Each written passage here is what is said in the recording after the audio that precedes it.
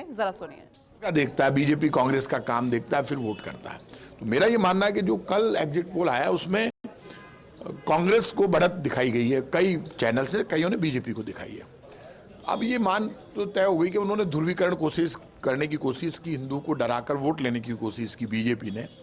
लेकिन इस देश में मुझे इस बात का दुख है कि देश का प्रधानमंत्री नरेंद्र मोदी जी हिंदूवादी और हिंदू, राजस्थान का मुख्यमंत्री अशोक गहलोत हिंदू, प्रताप सिंह खाचरियावास हिंदू, फिर भी भारतीय जनता पार्टी पाप करती है, हिंदू का कद छोटा करती है, हिंदू को कायर बताती है, डरपोक बताती है, कहती है हिंदुओं सावधान हो जाओ, उसको डराती है।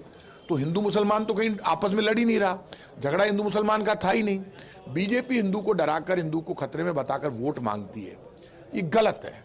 जब देश का प्रधानमंत्री और मुख्यमंत्री दोनों हिंदू है, फिर भी हिंदू को डरपोक बता रहे हैं, आप कह रहे हैं कि हिंदू खतरे में। हिंदू खतरे में नहीं, बीजेपी खतरे में। प्रताप जी, आपका क्या दावा है कि एग्जिट पोल तो अलग अलग दावे कर रहे हैं, लेकिन प्रताप सिंह खाचरियावास का क्या दावा है इस बार? देखिए, जो एग्जिट पोल का दावा है वही मेरा दावा है। एग्जिट पोल बाकायदा एजेंसियां करती है। अब आप बताओ, मैंने तो कोई एजेंसियों से सर्वे कराया नहीं, सर्वे उन्होंने कराया। वो ये कह रहे हैं कि साहब कांग्रेस 100+ कर रही है, मैं नहीं कह रहा एग्जिट पोल। तो 100+ कर रही है तो कई एग्जिट पोल कह रहे हैं, कोई एक अकेला तो कह नहीं रहा।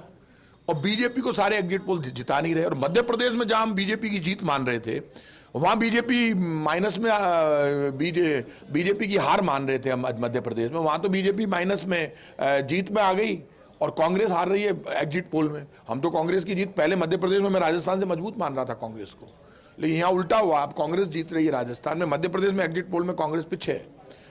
लेकिन एग्जिट पोल की यदि बात की जाए, 11 अलग अलग एग्जिट पोल हुए, उसमें अधिकतर में राजस्थान में बीजेपी को प्लस में बताया। मान गया, लेकिन बड़े बड़े आज तक और इसका इंडिया टुडे का सर्वे मैंने देखा कल, उसमें हम बना रहे हैं सरकार, चाणक्य वाले में हम सरकार बना रहे हैं, तो मान गया। लेकिन बीजेपी को, जो बीजेपी बातें कर रही थी 125+ 115+, वो कहाँ है?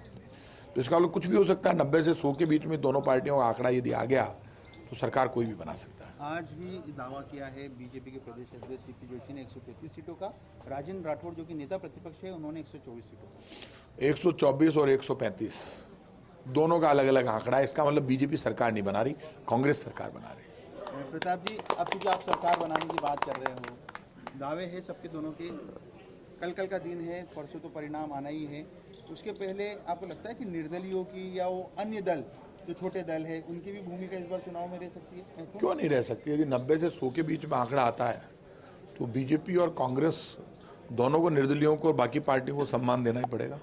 फैसला वो